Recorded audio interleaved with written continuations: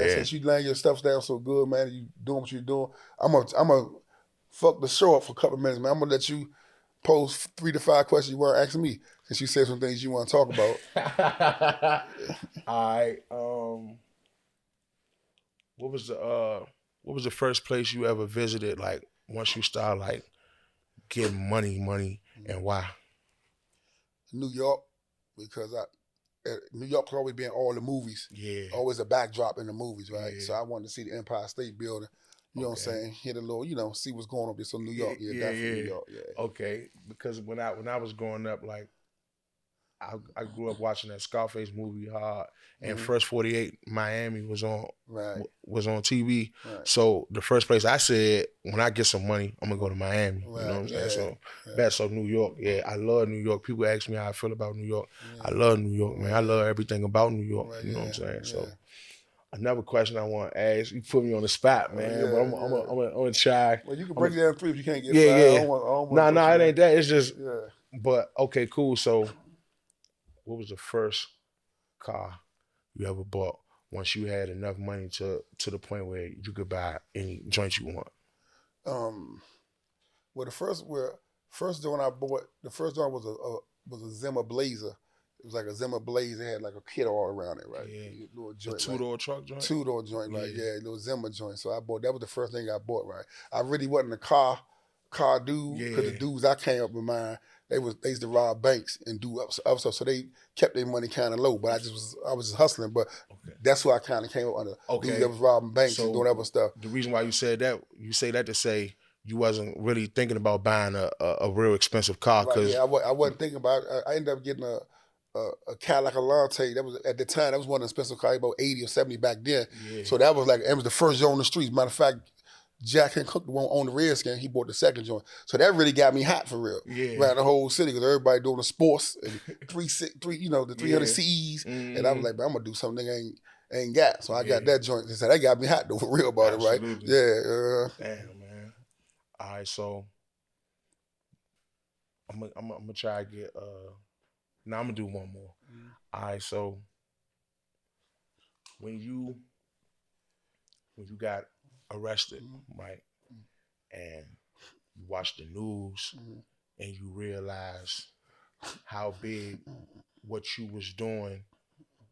Well, I'm pretty sure you knew you was big around the world before you got arrested. Like, I don't want to assume. I was big in D.C. Yeah, but not. Go ahead, man. Not around the world. I did. Okay, so when you was arrested, right, and you watching yourself, I'm pretty sure you watching yourself on the news, and you watching these people talk about you like they know you because of the information they get from informants and all that, right?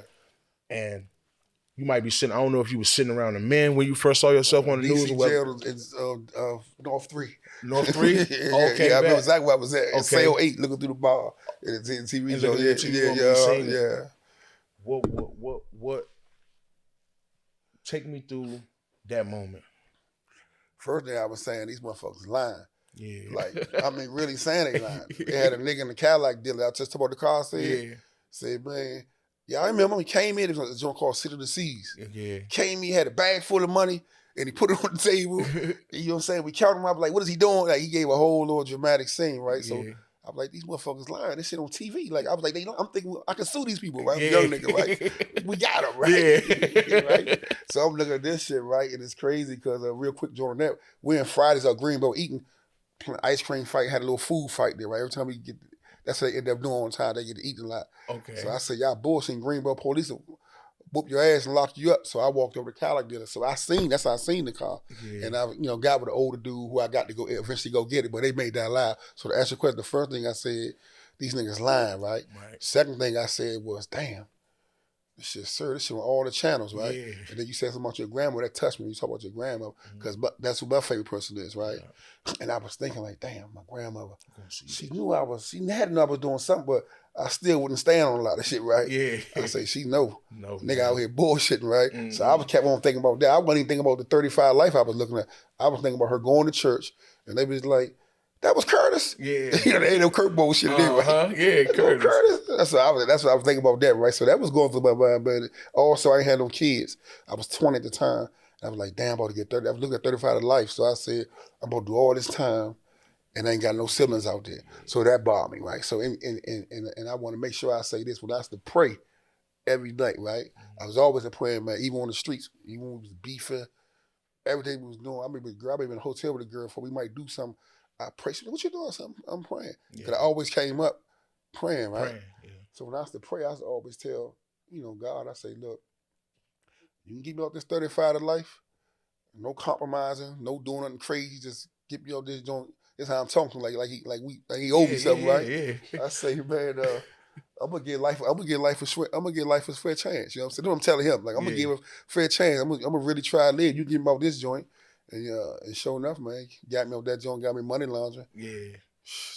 41 and 51 months. Yeah, you kept your promise with him. I kept my promise. I ain't gonna lie, I had some moments. Yeah. I had some moments, right? Because it's like, the nigga really can do this. Yeah. You know what I'm saying? You know what I'm saying? So but it was like, it was just too important for me. And plus, once I had my daughter in 93, that changed the whole game, right? Okay. Even, that changed the whole game because, like we said earlier, like, I couldn't imagine being away. Mm-hmm. And she need me, and I'm not available. Yeah.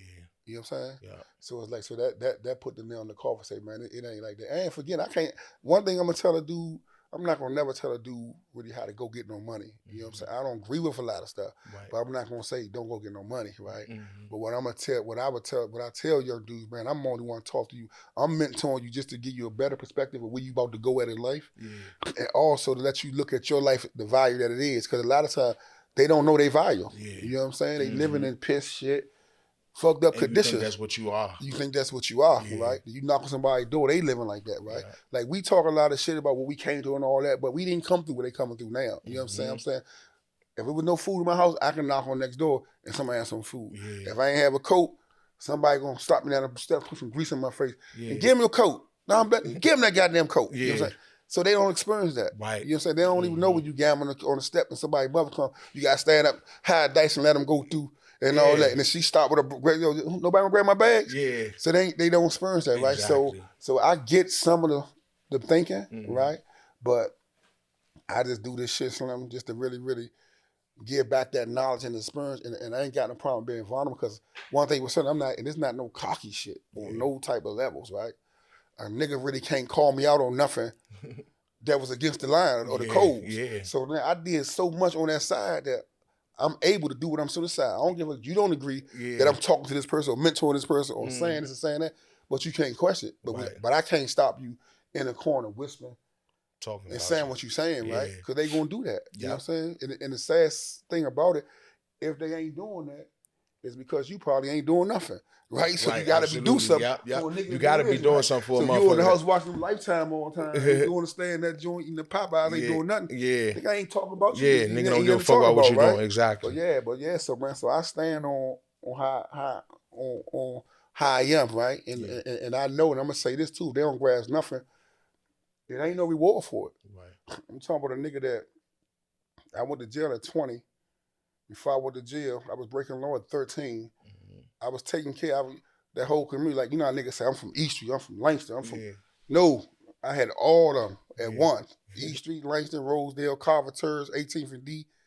Feeding. I'm a kid giving kids salary. You know what I'm saying? Based on the shit I learned from my old dudes, right? Yeah. But I'm saying all that not on no boasting. No, I'm saying this to say that doing all that, went to jail on the largest case in DC history, stood up, all the shit I did, giving back all that shit, and right now today I'm 50 plus. Yeah. Ain't no reward for it. A nigga ain't did nothing, ain't no what's name. All they gonna say when a nigga don't make it, they gonna say Slim. If a nigga don't get killed, locked up, or get on it, they gonna say, man, that nigga might be fucked up. How did they get away all that long? It ain't no reward. Ain't nobody coming to me saying, Slim, here go a grant. Yeah. You know what I'm saying? Here go my cousin made the NFL, baby, we'll give you some money. And I ain't saying I'm looking for that. So I'm just saying, that's why I want the young dudes to get and understand. You racing to a finish line that's not there. Yeah. It ain't there. It ain't nothing. You know what I'm saying? Ain't nothing at the end of that. It ain't there. And the 80s was good. Don't get me wrong. Everybody around they want to be buddy, but it ain't what y'all. It ain't what y'all think. You know what I'm saying? It ain't what y'all think it was, right? Yeah. And it's like, man, and right now it's more time and opportunity for a young dude to eat ever in mankind, in history of mankind. Yeah. If that phone is pure money. You know what I'm saying? And somebody got to be courageous enough to do what somebody not doing. You spoke of Drake earlier. You know what I'm saying? It's a reason why Drake, Kendrick Lamar, and all these dudes staying on that certain level. Yeah. Because they looking over there saying, everybody talking about killing everybody over there. We're going to talk about this. So then you become a brand. You know what I'm saying? That's like that, right? So whenever they get courageous to be different and stand out and be their own, they're going to get some money. You know what I'm saying? Absolutely. Dudes like you that got experience that can come back and tell them, ain't no finish line. You know what I'm saying? You know what I'm saying? That's so it's like, I'm man, always down the door. Yeah, he's always down the door, man. You know what I'm saying? And at the end of the day, I don't give a how hard you go, because I know them all that came to the city, right? You got to go see the big guy. Absolutely. All that wearing your hood on, all this, if you're a Muslim, you're a Christian, Buddha, whatever you is, whatever you believe in, you're gonna have to get down and be judged. Absolutely. You can't slick your way out that joint. You can't get a nigga that's gonna creep them. Yeah. You know what I'm saying? You're gonna be judged on all your merch, the shit that nobody don't see you do, that he know you do, you're gonna be judged on. And it's a real thing, you know what I'm saying? Right. So it's like, that's not trying to be overly spiritual. I just want people to look at the whole picture, you know what I'm saying? Absolutely. Like, you know, and it's good. So I appreciate you, man, coming past, sitting on the couch. No question, man. Appreciate your jewels, man. Yeah, you know what I'm saying? I ain't even saying about your jewels, man. You got a lot of shit. We ain't turn on the lights, so we let you light up the joint, man. Look, you know, this shit go back to, and I know this what a lot of rappers in the game is doing now, right? But like, even down to when I pick my jewelry out, man, I'm still going off of the shit that I seen in the old go-go pictures of the old DC legends. Right. You know what I'm saying? Like, I'm still going off them pictures and like, you know, one of my favorite parties that I ever did in my life was John Wall party, when he did a Pt8of8 party. Like, when it gave me a chance to put on that polo and that 80s shit.